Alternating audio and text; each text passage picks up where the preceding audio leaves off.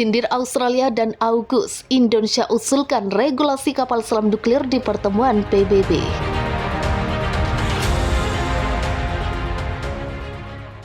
Indonesia menjadi negara yang paling vokal terhadap penggunaan kapal selam bertenaga nuklir.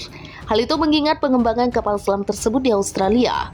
Australia sendiri mendapatkan kesempatan untuk membangun kapal selam nuklir atas persetujuan AUKUS September lalu. Melihat itu, Indonesia dan negara-negara non-blok meminta untuk PBB lebih memperketat penggunaan nuklir.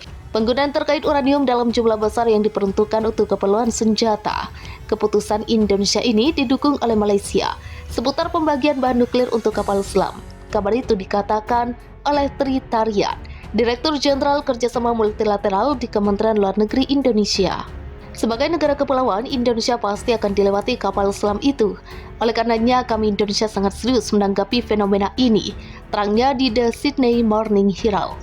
Intinya, penggunaan energi nuklir untuk kapal selam harus diawasi ketat oleh IAEA atau Badan Tenaga Atom Internasional.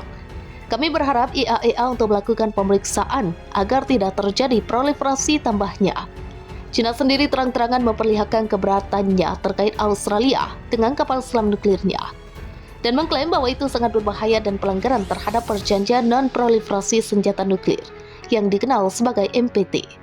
Indonesia juga menekankan bahwa penggunaan teknologi dan bahan nuklir untuk keperluan militer bertentangan dengan semangat dan tujuan NPT. Tanpa pengawasan yang tepat, hal ini bisa dimanfaatkan oknum dan menimbulkan bencana. Walaupun Tri Tarian sadar betul akan pro dan kontra masalah ini. Karena kenyataannya ada beberapa negara yang mendukung kapal selam nuklir dan mereka ini tidak melihat adanya peraturan yang dilanggar. Tri Tarian menekankan bahwa dengan semangat kebijakan luar negeri yang bebas aktif, Indonesia ingin berkontribusi pada perdamaian dan keamanan dunia. Tanggapan Indonesia ini sudah didengar oleh Rafael Grossi, Direktur Jenderal IAEA Regulator Nuklir PBB. Diakui bahwa kesepakatan kapal selam nuklir dengan AUKUS ini sangat rumit, tapi dia menegaskan bahwa IAEA akan melakukan pemantauan yang diperlukan. Namun menurut Fitri Bintang Timur, peneliti di Pusat Studi Strategis dan Internasional Indonesia, bahwa pemantauan akan penggunaan bahan nuklir pada kapal selam akan sulit. Ini menjadi tantangan tersendiri bagi IAEA. Mengutip scmp.com, hal itu karena kapal selam jenis itu dapat tenggelam dalam waktu yang lama. Yang sulit adalah mendapatkan akses untuk memverifikasi kondisi bahan nuklir dan agenda yang dilakukan. Karena dia kapal selam bersifat mobile, sehingga IAEA tidak bisa datang kapal saja dengan waktu yang singkat. Tidak banyak waktu bagi mereka untuk memeriksa kelayakan penggunaan bahan nuklir yang ada, jelas Fitri.